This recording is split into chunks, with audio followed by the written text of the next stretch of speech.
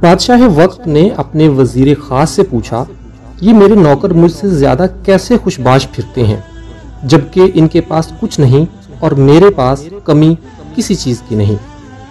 وزیر نے کہا، بادشاہ سلامت، اپنے کسی خادم پر قانون نمبر 99 کا استعمال کر کے دیکھیے۔ بادشاہ نے پوچھا، اچھا یہ قانون نمبر 99 کیا ہوتا ہے؟ وزیر نے کہا، بادشاہ سلامت، ایک سراہی میں 99 درہم ڈال کر سراہی پر لکھیے، اس میں تمہارے لیے 100 درہم ہدیہ ہے۔ رات کو کسی خادم کے گھر کے دروازے کے سامنے رکھ کر دروازہ کھٹکھٹا کر ادھر ادھر چھپ جائیے اور پھر تماشا دیکھ لیجئے۔ بادشاہ نے جیسے وزیر نے سمجھایا تھا ویسے ہی کیا۔ سراہی رکھنے والے نے دروازہ کھٹکھٹایا اور چھپ کر تماشا دیکھنا شروع کر دیا۔ اندر سے خادم نکلا، سراہی اٹھائی اور گھر چلا گیا۔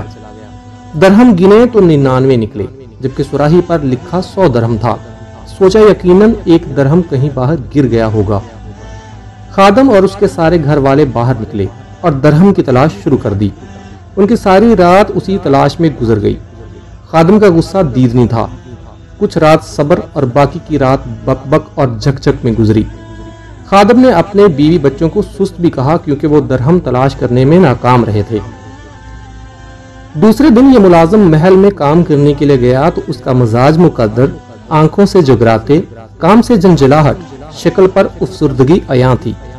بادشاہ سمجھ گیا کہ 99 کا قانون کیا ہوا کرتا ہے۔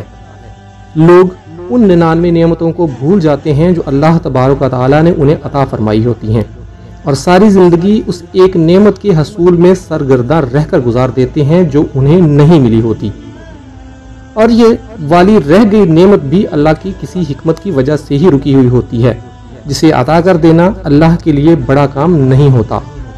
لوگ اپنی اسی ایک مفقود نعمت کے لیے سرگرداں رہ کر اپنے پاس موجود 99 نعمتوں کی لذت سے محروم مزاجوں کو مقدر کر کے جیتے ہیں۔ اپنی 99 مل چکی نعمتوں پر اللہ تبارک و تعالیٰ کا احسان مانیے اور ان سے مستفید ہو کر شکر گزار بندے بن کر رہیے۔ اللہ پاک ہمیں اپنے شکر گزار بندے بننے کی طاقت اور ہمت عطا فرمائے۔ آمین ثم آمین۔